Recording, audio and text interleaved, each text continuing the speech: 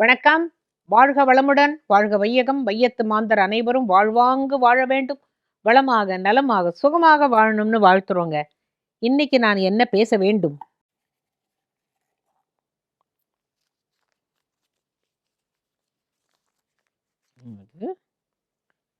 யுயுத்சு. இன்னும் ஜப்பான் பேர் மாதிரி இல்ல, ஜாப்பனீஸ் பேர் மாதிரி யுயுத்சு.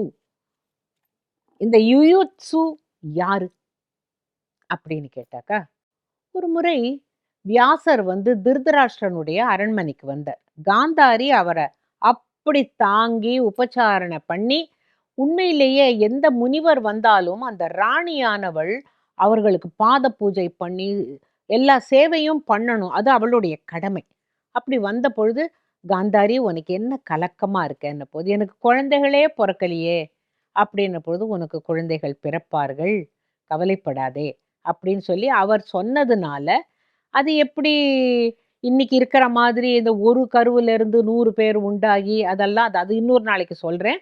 அவர் உனக்கு கண்டிப்பா குழந்தைகள் பிறப்பார்கள் அப்படின்னு சொல்லியாச்சு. ஆனா அவ கர்ப்பம் தரிச்சு 2 வருஷம் அவளுடைய வயிறு பெருத்தே இருக்கு. ஆனா இன்னும் குழந்தை பிறக்கல. 2 வருஷம் கர்ப்ப காலம். அப்ப அந்த 2 வருஷ காலத்துல தன்னுடைய கணவனுக்கு பணிவிடை செய்வதற்கு ஒரு தோழி, அதே நேரத்துல அவள் தாசியும். தாசினா பணிப்பெண்ணுன்னு அர்த்தம். சுகதா அப்படின்னு பேரு. அவனுடைய தேவைகளை பார்த்து அவரை பார்த்து கொண்டிருந்த பொழுது அவளும் கருத்தரிக்கிறாள். அந்த 2 வருஷம் கழிச்சு அந்த ஒரு ஒரு பெரிய கருவுல இருந்து குட்டி குட்டியா அது ஒரு சட்டியில வச்சு அது அந்த குழந்தைகள்லாம் பிறந்தது. முதலில் பிறந்தவன் துரியோதனன். அவன் பிறந்த அதே நேரத்தில் சுகதாவுக்கு பிறந்தவன் தான் யுயுத்சு. அதே திருதராஷ்டிரனுடைய மகன்தான், அறிவில் சிறந்தவன், ரொம்ப நல்லவன். அவனுக்கு இந்த திருதராஷ்டிரன் பண்ற அக்கிரமம் எல்லாம் புரியல. எதுக்காக இத்தனை வஞ்சனை, எதுக்காக இத்தனை பொறாமை? அப்பப்ப என்ன பண்ணுவான், இந்த துரியோதனனுடைய என்னமோ பண்ண போறான் அப்படின்னாக்கா நேர பாண்டவர்கள் கிட்ட, நீங்கள்லாம் கொஞ்சம் ஜாகிரதையா இருந்துக்கோங்க, அவன் என்னெல்லாமோ பிளான் பண்றாங்கிறத சொல்லிட்டு போவாராம். ஆக மொத்தம் இவங்களுக்கெல்லாம் அவங்களெல்லாம் ரொம்ப பிடிக்கும். அது பிடிக்காதுங்கிறது இல்ல, இவரை ரொம்பவே பிடிக்கும். அப்ப இவரும் தன்னுடைய பெரியப்பா மகன் தானே அப்படின்னு தான் அவங்க நினைச்சாங்களே தவிர, அவனை பத்தி பெருசா ஒண்ணும் நினைக்கல. ஆச்சு. குருக்ஷேத்திர போர் நடக்க போகிறது. 2 பக்கமும் அணிவகுத்து நின்றாச்சு. நிற்கின்ற பொழுது அர்ஜுனன் கேட்கிறான், கிருஷ்ணா, கௌரவர்கள் 100 பேரும் அழிக்கப்பட வேண்டியவர்கள் தானே அப்படின்னு. இவங்களுக்கு துஷலான்னு ஒரு தங்க வேற உண்டு. 100 கௌரவர்கள், கடைசியில துஷலான்னு ஒத்தி, இந்த யுயுத்சுவும் ஒரு பையன். அப்ப அர்ஜுனன் கேட்கிறான் கிருஷ்ணன் கிட்ட, கிருஷ்ணா, 100 பேர்களும் கௌரவர்கள் அழிக்கப்பட வேண்டியவர்கள் தானே அப்படின்ன பொழுது, 100 பேர்கள் மட்டுமே அழிக்கப்பட வேண்டியவர்கள். அது அர்ஜுனனுக்கு புரியல. ஏன் அப்படி சொல்லணும்? அதான் 100 கௌரவர்களையும் அழிக்கணும் தானேன்னு கேட்டாக்கா, 100 பேர்கள் மட்டுமே அழிக்கப்பட வேண்டியவர்கள். பிறகு சொல்கிறேன் அப்படின்னு கண்ணை காட்டிட்டார். அர்ஜுனனுக்கு சில சமயம் கண்ணன் பேசுறது புரியும். ஆனா அப்புறமா அதை அவர் புரிய வைப்பார். அப்ப அணிவகுத்து நிற்கின்ற பொழுது திடீர்னு தர்மர் தேர்லேந்து இறங்கி நடுவுல நிக்கிறார். எல்லாரும் பாக்குறாங்க, என்னாச்சு தர்மருக்கு, பிணத்துக்கு நடுவுல நிக்கிறார் அப்படின்ன பொழுது தர்மர் சொன்னாராம், வீரர்களே, 2 பக்கத்துல இருக்கிற வீரர்களே, இப்பொழுது இன்னைக்கு நடக்க போறது தர்ம யுத்தம். எது தர்மம் என்பதை உணர்ந்தவர்கள் எங்கள் அணியில் சேர்ந்து கொள்ளலாம். இல்லை, உங்களை விட அவர்கள் பலசாலி, அவர்கள் பக்கம் நீதி இருக்கிறது என்று நினைக்கின்ற வீரர்கள் தாராளமாக எங்களுடைய அணியிலிருந்து அங்கே போய் சேரலாம். 2 பேர்லையும் நாங்க நடவடிக்கை எடுக்க மாட்டோம். அது அவரவர்கள் விருப்பத்தின்படி அவர்கள் போய் இங்கேருந்து அங்க போலாம், அங்கேருந்து இங்க போலாம். கொஞ்ச நேரம் நின்னு பார்க்குறாரு. அர்ஜுனன்லாம் சொல்றான், நம்ம அண்ணா எவ்வளவு நல்லவர் பாத்தியா, இது தர்ம யுத்தம், அவங்க யாருக்கு வேணுமோ அவங்க வாங்கன்னு சொல்றதுக்கு அவருடைய பெருந்தன்மை இல்ல, எப்பேற்பட்ட மனுஷன். அப்ப பீஷ்மருக்கு புரியல, இது எதுக்காக இப்படி பண்றான். நாங்க எல்லாரும் கௌரவர்கள்னு இந்த கூட்டம் நின்னாச்சு. இவன் எதுக்கு இப்படி பண்றாங்கிற பொழுது கண்ணனை பார்க்கிறார். என்ன கண்ணா இது என்ன டிராமா அப்படின்ன பொழுது கண்ணன் அப்படின்னாக்கா பிறகு சொல்கிறேன் பிறகு சொல்கிறேங்கிறதோட விட்டுடுறார். எதையுமே அவருக்கு எல்லாம் தெரியும். ஆனா உடனே அங்க போட்டு உடைக்கல. கொஞ்ச நேரம் ஆச்சு, சத்தமே இல்ல. இந்த பக்கத்துலேருந்து யாரோ வராங்க. அவர் சொல்றார், "தர்ம யுத்தம் என்பதை மட்டும் மனதில் கொள்ளுங்கள். தர்மம் வெல்லும். ஆ தர்மத்தை சூது கவ்வும். ஆனால் கடைசியில தர்மம் தான் வெல்லும்ங்கிறதுல நம்பிக்கை இருக்கிறவங்க எங்கள் அணிக்கு வரலாம்." அப்படின்னா கொஞ்சம் சைலண்ட்டா எல்லாரும் பார்க்குறாங்க. யார் போறான்? யார் போறான்? யார் போறான்? ஒரே ஒரு தேர் மெல்ல நகர்ந்து பாண்டவர் அணியில் வந்து சேர்ந்து கொள்ளுகிறது. கண்ணன் சிரிக்கிறார். யார் அது? யுயுத்சு. அவர் இங்க வந்தது எதற்காகன்னா தர்மம். அந்த வாக்க தர்மபுத்திரர் சொன்னதுனால அவர் இந்த பக்கம் வந்தாச்சு. போரில் எல்லாரும் அழிந்தாச்சு. அப்ப அப்ப கிருஷ்ணர் சொல்றார், அர்ஜுனா நீ கேட்டியே கௌரவர்கள் 100 பேரும் அழிய வேண்டியதானே போது நான் 100 பேர் மட்டும்னு சொன்னேனே. இவனும் திருதராஷ்டிரனுக்கு பிறந்தவர். யாரு? இந்த யுயுத்சு. நீ கௌரவர்கள் எல்லாரையும் அழிச்சிட்டேன்னாக்க இவனை அழிக்க கூடாது இல்லையா? இவன் தர்மத்தின் பக்கம் நிற்பவன். எனக்கு அவனை காப்பாற்ற வேண்டும் என்ற ஒரு எண்ணம் இருந்ததுனால தான் தர்மருடைய மனதில் இப்படி ஒரு ஆசையை நீங்க நடுப்புறப்பே உட்காந்து சொல்லுங்கோ அப்படிங்கிறத நான் தான் நினைச்சேன். அவர் சொல்லி யுயுத்சு இந்த பக்கம் வந்துட்டாரு அப்படின்ன பொழுது போரிட்டாங்க. அதுக்கப்புறம் நமக்கு எல்லாருக்குமே தெரியும் இவங்க தான் ஜெயிச்சாங்கன்னுட்டு. திருதராஷ்டிரனுக்கு காலம் முடிந்த பிறகு கொள்ளி வைப்பதற்கு ஒரு பிள்ளை இல்லை. பாருங்க எப்படி பகவான் அவ்வளவு அதர்மம் பண்ணவனா கூட ஒரு வேலைக்காரி மூலமாக சுகதா மூலமாக ஒரு புத்திரனை கொடுத்து திருதராஷ்டிரன் அவ்வளவு மோசமானவன் இல்லை, மோசமானவன் தான். ஆனா கொள்ளி வைக்க கூட பிள்ளை இல்லாமல் அவன் போகக்கூடாது என்பதற்காக ஒரு யுயுத்சுவை காப்பாற்றி அதுல தப்பிச்ச அந்த 11 பேர் பஞ்ச பாண்டவா இன்னும் மத்தவா எல்லாரையும் சேர்த்து ஒரு 11 பேர்ல இவனும் ஒருத்தன். இவனுக்கு இன்னொரு பெரிய பொறுப்பு இருக்கு. என்ன தெரியுமா? பின்னால பரீட்சித், அபிமன்யு அந்த அந்த பரீட்சித்தோடைய காலம் வரைக்கும் இவன் இருந்து அவன்கிட்ட இந்த ஆட்சி பொறுப்பை கொடுத்துட்டு தான் யூத்சு வந்து மேலுலகம் செல்வான். அவனுக்கு அந்த பணியை இட்டிருக்கிறேன் அப்படின்னு கிருஷ்ணர் சொன்னாராம். ஆக மொத்தம் கிருஷ்ணருக்கு விளையாட்டா சொல்லலாம். அவர் எத்தனையோ விளையாடல்களை புரிஞ்சிருந்தா கூட எவ்வளவு தீர்க்க தரிசனமாக இன்னாரால் இன்னால் நடக்கணும், இது நடக்கணும், அது நடக்கணும், இது நடக்க போகிறது அத்தனையும் இயக்கி அவரே தான் எல்லாம் செஞ்சாங்கிறதுனால ரொம்ப பேருக்கு இந்த யுயுத்சு அப்படிங்கிற பேர் தெரியாது. அவன் கௌரவர்கள் அணியிலிருந்து மெல்ல தேரை நகர்த்தி கொண்டு வந்து இங்க வந்து சேர்ந்தாங்கிறதும் தெரியாது. அப்ப அந்த தர்மபுத்திரர் சொன்ன ஒரு வாக்கு தான் எனக்கு இன்னும் நல்லா ரொம்ப பிடிச்சது. என்னன்னு கேட்டா, யார் யார் எந்த அணியில் சேர்ந்து கொள்ளுகிறீர்களோ அந்த அணிக்காக மட்டுமே நீங்கள் போர் புரிய வேண்டும். இங்க இருந்துட்டு எங்க ஆளுகளே காட்டி கொடுக்க கூடாது. அப்படியெல்லாம் பண்ணுவாங்க இல்லையா? அது தர்ம யுத்தம் இல்லது. அப்படின்னாக்கா அது அதர்ம யுத்தம்.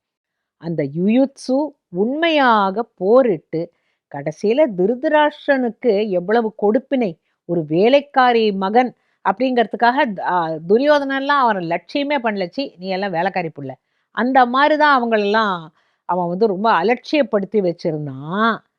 ஆனாலும் கடைசியில் கொள்ளி வைக்கின்ற பாக்கியம், இறுதி கடன்களை செய்கின்ற பாக்கியம் யுயுத்சுவுக்கு கிடைத்ததனால்தான் திருதராஷ்டிரனுக்கு முக்தி கிடைச்சது. ஆக மொத்தம் இவங்க என்ன புரிஞ்சுக்கணும்னா, இது எல்லாமே ஒரு மகாபாரத கதைகளே இதுக்குள்ளாது அதுக்குள்ளாது. ஆனா அதுக்குள்ள ஒரு மிகப்பெரிய தத்துவமே பொதிந்து கிடக்கும். அதைத்தான் நம்ம தேடி எடுத்து ஏதோ கதையா நம்ம பகிர்ந்துக்கிறோம். ஆக மொத்தம் மகாபாரதம் அப்படின்னு சொல்லிட்டாக்கா அது ஒரு பெரிய கடல். அது உள்ளுக்குள்ள மூழ்கி முத்து முத்து முத்தா எடுத்துக்கிட்டே இருக்கலாம். நிறைய முத்துக்கள் இன்னும் இருக்கு உங்களோட பகிர்ந்து கொள்ள. பாண்டவர்களுக்கும் கௌரவர்களுக்கும் துரோணாச்சாரியார் அந்த சின்ன குழந்தைகளுக்கு எல்லாருக்குமே நல்ல ஒரே மாதிரி தான் வில்வித்தை சொல்லி கொடுத்துட்டு இருந்தார். எப்பொழுதுமே குரு வந்து இந்த சொல்லி தருகின்ற பொழுது துரோகம் பண்ண மாட்டார். ஏன்னு கேட்டா தன்னுடைய கலையை எல்லாருக்கும் பரிபூர்ணமாக தருபவர் தான் குரு. குரு அப்படின்னாலே அஞ்ஞானமாகிய இருளை போக்குகிறவர். இங்க இவங்களுக்கு வில்வித்தை தெரியாது. அதை நேராக அழகாக சொல்லித் தருபவர் அந்த துரோணர். ஆனா, இந்த துரியோதனனுக்கு என்னன்னு கேட்டா, அவனுக்கு அவன் உடம்பு பூரா பொறாமை, கோவம், ஆத்திரம். அப்படி ஒரு ஜன்மம்பா இந்த துரியோதனன். இவன் என்ன பண்றான், பீஷ்மர்கிட்ட அங்கேருந்து வந்து, "தாத்தா, நீங்க வந்து இந்த துரோணாச்சாரியரை கொஞ்சம் கோச்சுக்கோங்க." "ஏன்பா?" அப்படின்னு. "அவன் அர்ஜுனனுக்கு மட்டும் நன்னா சொல்லித் தரார். எங்களுக்கெல்லாம் எல்லாத்தையும் பாதி பாதி தான் சொல்லித் தரார். எங்களுக்கெல்லாம் ஒண்ணுமே புரிய மாட்டேங்கிறது. ரொம்ப வஞ்சனை பண்றார். ஆனா அரண்மனையிலேருந்து அவருக்கு நம்ம செல்வமெல்லாம் தரோம். நான் தானே மூத்தவன், ராஜாவுடைய புள்ள. எனக்கு எனக்கு சொல்லித் தராததெல்லாம் அவனுக்கு சொல்லித் தரார்." "இருக்காதுப்பா." "இல்ல, நீங்க வந்து அவர்ட்ட கேளுங்கோ." அப்படின்னு சொல்லி கைய பிடிச்சு பீஷ்மர் அழைச்சுன்னு போறான் அந்த சிறுவன் துரியோதனன். அந்த சிறுவன்ங்கிற ஏன் சொன்னேன்னா, சின்ன புத்தி வேற அதுக்கு. அங்க போன உடனே பீஷ்மர் என்ன சொல்றாராம், "எப்படி பாடமெல்லாம் நடந்துட்டு இருக்கு? எல்லாருக்கும் ஒரே மாதிரி தானே சொல்லி தரீங்க?" அப்படின்னு ரொம்ப நாசூக்கா கேட்கிறார். போன உடனே, "என்னப்பா நீ வந்து இவனுக்கு சரியாவே சொல்லி தரலையாமே?" அப்படிலாம் பேசிட மாட்டாங்க. பெரியோர்கள் வார்த்தையை அளந்து பேசுவார்கள். அப்ப அப்படியெல்லாம் இல்ல. எல்லாருக்கும் ஒரே மாதிரி தான் சொல்லி தரேன். அந்தந்த பாத்திரங்கள் என்ன வாங்க முடியுமோ, அந்த மழை நீர் தானே வாங்க முடியும். அதற்காக மழையை குறை சொல்லலாமோ? அப்படின்னாராம். இந்த இடத்துல பாருங்க, என்ன ஒரு அழகான ஒரு உவமை. இப்போ ஒரு சின்ன பானை வைக்கிறோம், இல்ல ஒரு பெரிய அண்டா வைக்கிறோம், இல்ல ஒரு ஜோடு தலைய வைக்கிறோம். மழை கொட்டுறது. ஆனா, அந்தந்த பாத்திரத்துக்கு தகுந்தாப்புல தானே தண்ணி அதுல சேரும். இத்துணூண்டு குடத்துல எத்தன விழும்? இல்ல அண்டால எத்தன விழும்? 2ம் ஒரே மாதிரி இருக்காது. நான் சொல்லித் தருவது ஒரே மாதிரியாகத்தான். அவரவர்கள் வாங்குகின்ற பக்குவம் தான். அப்படின்னு அவர் அவர் சொல்லிட்டு, "சரி வாங்க நம்ம போய் நீராடிட்டு வருவோம்." அப்படின்னு சொல்லிட்டு, பீஷ்மர், அ துரோணர், இந்த இந்த கௌரவ பசங்க, பாண்டவர்கள் எல்லாருமா, இங்க பக்கத்துல இருக்கிற நதியில போய் குளிச்சுட்டு வரலாம் வாங்க. அப்படின்னு கிளம்பும்போது, துரோணர் என்ன சொல்றாராம், "அர்ஜுனா, நான் இன்னைக்கு எண்ணெய் தேய்ச்சுக்கலான்னு இருக்கேன். நீ ஓடி போய் எண்ணெய் பாத்திரம் எடுத்துட்டு வா." அப்படின்னாராம். சரின்னு அர்ஜுனன், குரு சொல்லிட்டா அதுக்கு மாற்று வார்த்தைகள் கிடையாது. போய் அவன் எண்ணெய் பாத்திரம் எடுத்துன்னு வர போறான். அவன் வந்துரட்டுமே அப்படின்னு சொல்லிட்டு அங்க ஒரு ஆலமரத்துக்கு அடியில எல்லாரும் இளைப்பாறி சற்று உட்கார்ந்து, சரி அவன் வரதுக்குள்ள உங்களுக்கு ஒரு பாடம் சொல்லி தரேன்னு சொல்லிட்டு, "துரியோதனா, இங்க வா. இந்த மரத்துல இருக்கிற எல்லா இலைகளிலும் ஒரு துளையிடக்கூடிய ஒரு மந்திரத்தை சொல்லி உனக்கு எப்படி அந்த அம்ப விடணும்னு சொல்லி தரேன். சரியா?" அப்படின்னுட்டு அவர் என்ன பண்ணாராம், அவனுக்கு ஒரு தடவ சொன்னா புரியுமோ புரியாதோன்னுட்டு, அந்த மரத்தடியில மண்ணுல அந்த மந்திரத்தை எழுதி, "இத பார்த்துக்கோ. இத படி. வில்ல இப்படி வச்சுக்கோ. அம்ப இப்படி வச்சுண்டு, நீ இந்த மந்திரத்தை உச்சரித்து அந்த மரத்து இலைகள் எல்லாவற்றிலும் துளையிடணுங்கிற மட்டும் ஒரு சங்கல்பம் பண்ணிக்கொண்டு." இதெல்லாம் பீஷ்மர் பார்த்துட்டு இருக்கார். அவர் சொல்லி தரார். ரொம்ப அழகா சொல்லி தரார். துரியோதனன் என்ன பண்றான், அங்க மண்ணுல எழுதியிருக்கிற அந்த மந்திரத்தை அப்படியே படிச்சுட்டான். அப்படியே படிச்சுண்டு இந்த வில்ல எடுத்துக்கிறான்.